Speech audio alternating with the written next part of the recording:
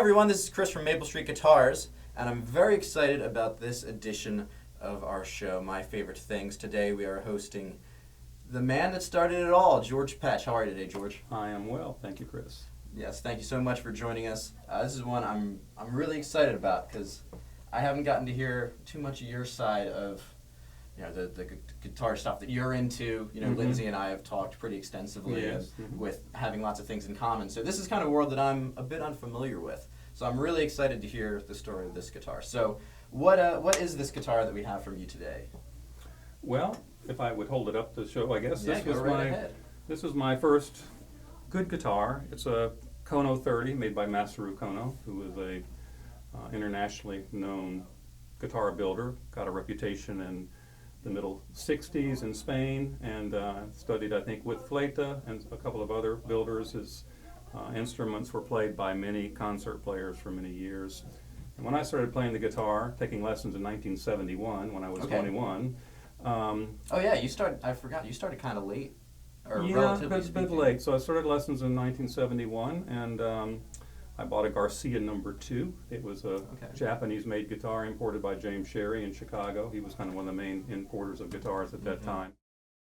In 1976, I worked it out where I was accepted at the University of Georgia and started the program there. So in preparation for that, I needed a better guitar. So I had my Garcia, then my Barbero, and then a Kohno. So in '75, Robert Guthrie came to Atlanta. He taught at SMU, worked with Jesus Silva at the Winston-Salem School of the Arts. Really, really fine player. He was playing a brand new 1975 Kohno 30. And none of us had seen one. So that guitar that he played, and his playing kind of was an inspiration as well.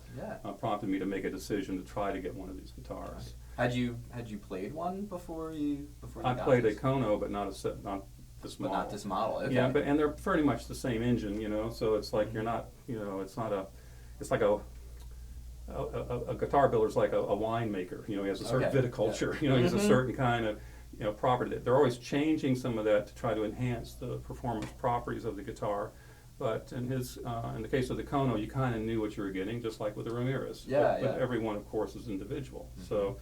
So if you had a choice, if you had 10 to play, you would probably pick one that would be particular to you, and you would want it for that because it suited your not only your technique but kind of your idea of a sound.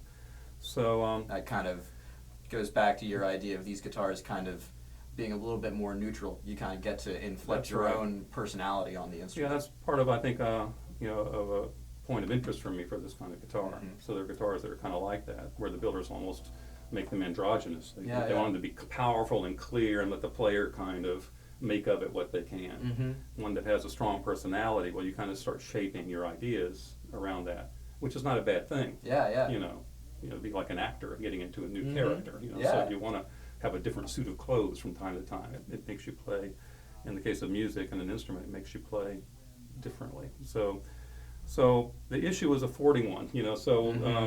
These were, I don't remember even what they were. I think they were near $2,000 at that time. And that was a lot of money, in that time. 75.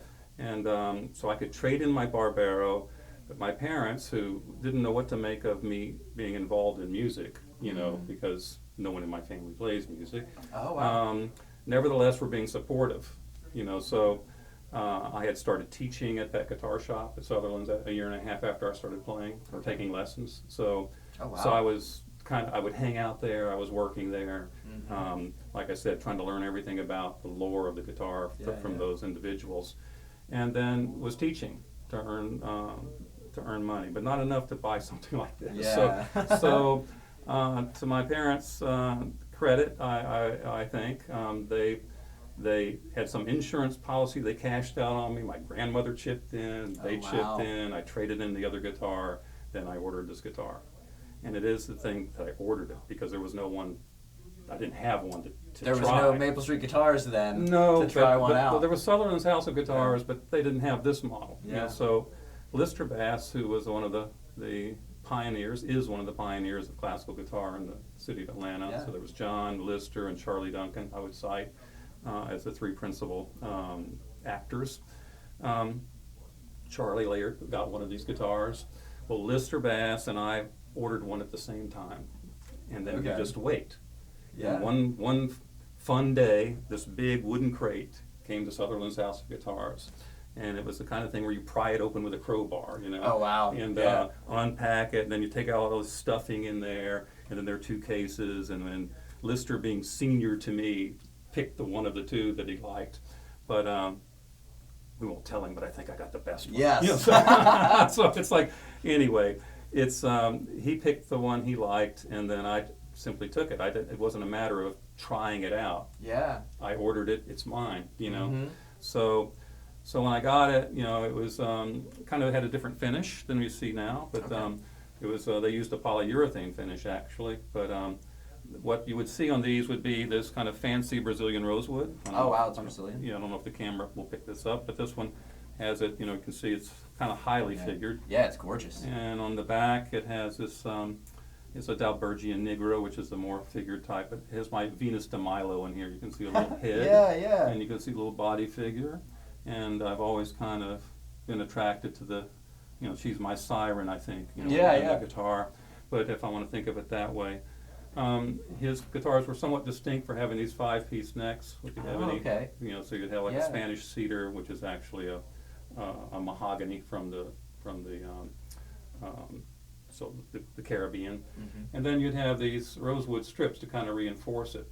And it's made these necks extremely stable. I mean, these guitars wear like iron. You look at the neck now, it looks like it did the day one. You know? Wow. Then he fancified this Kohno 30. Like there's a binding around the rosette that's kind of hard to see, but he added that then around the purfling of the facing of the top.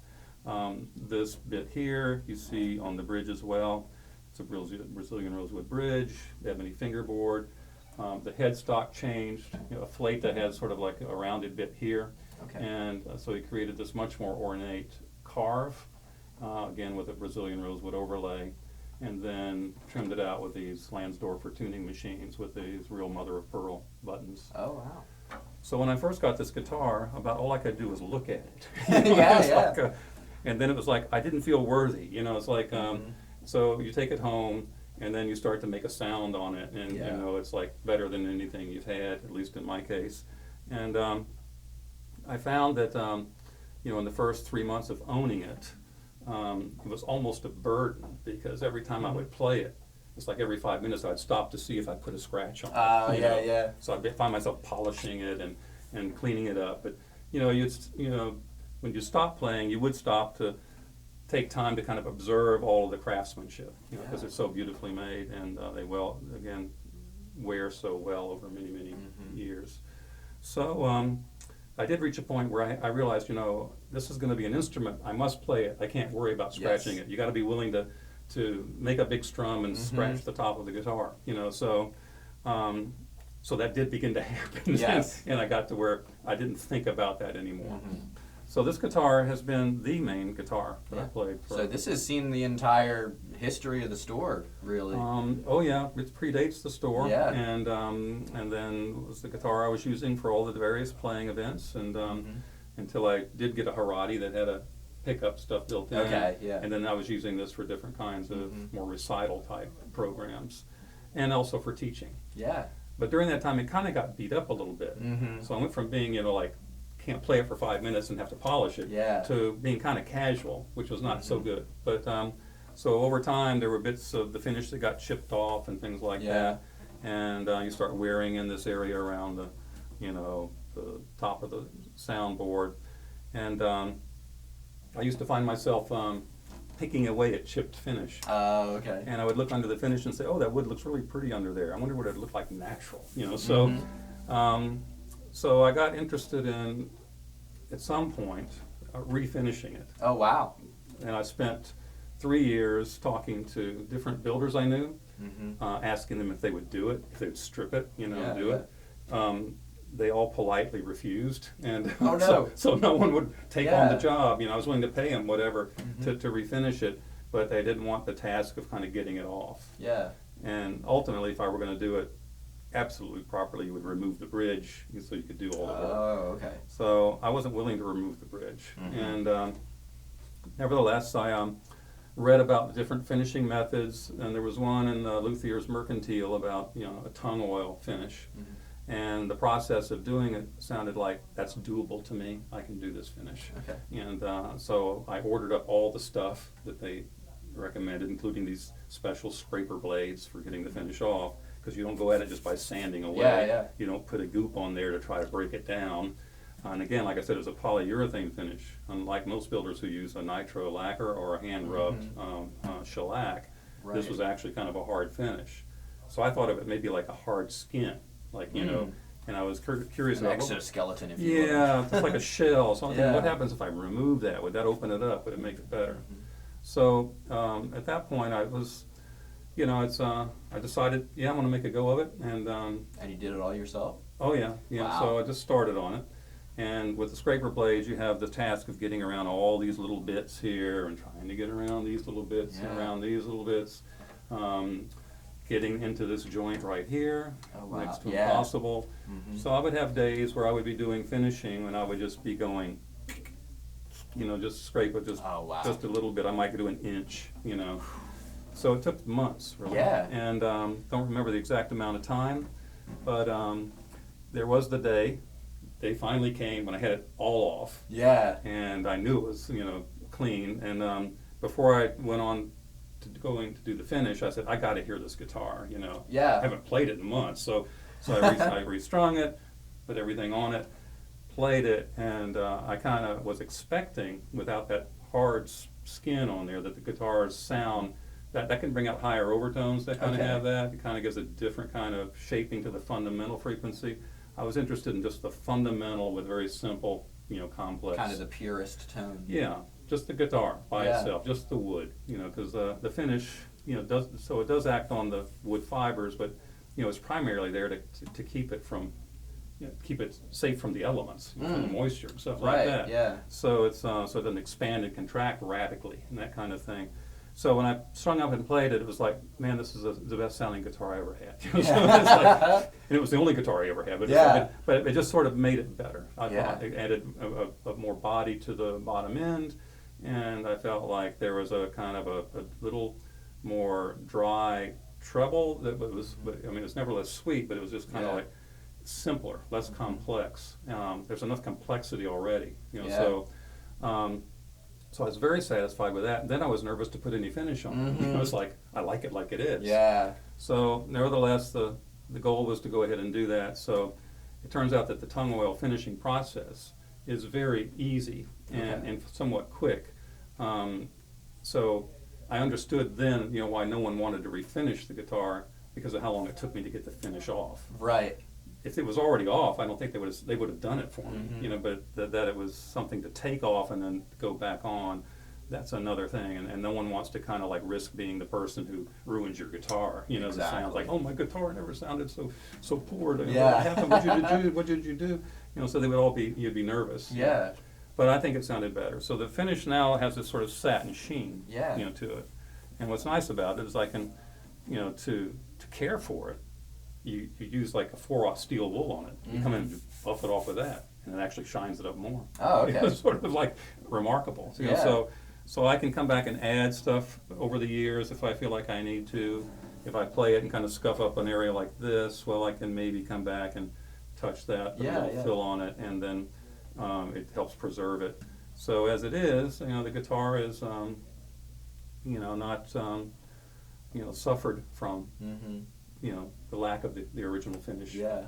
And is the sound still pretty comparable to the unfinished? I think so, yeah. It's hard to know now. This has been, this guitar is what?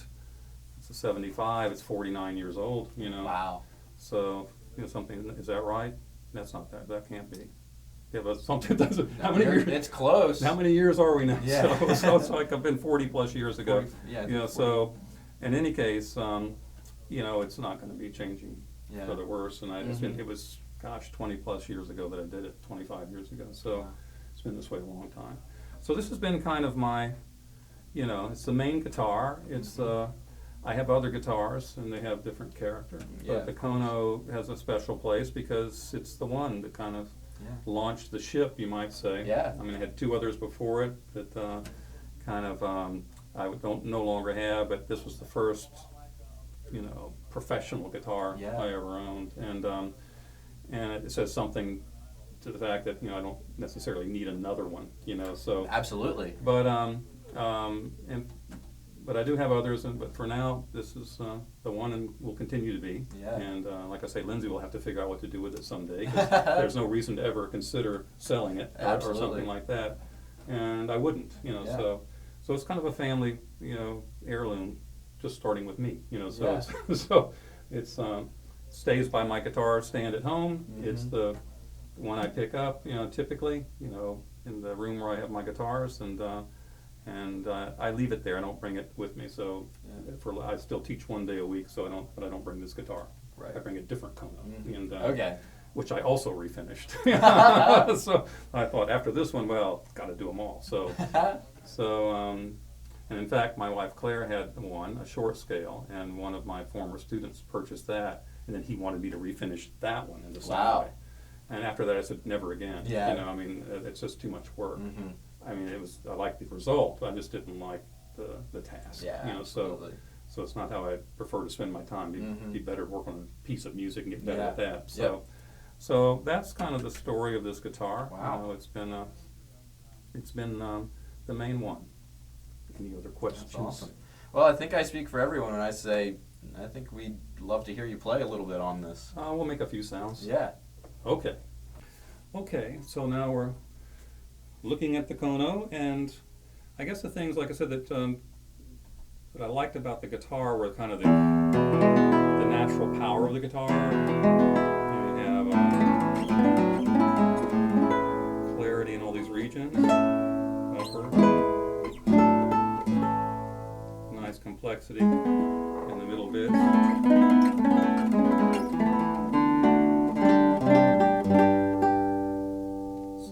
Also balance in terms of voicing. That was kind of a strength of the Kohno. So you can hear those middle registers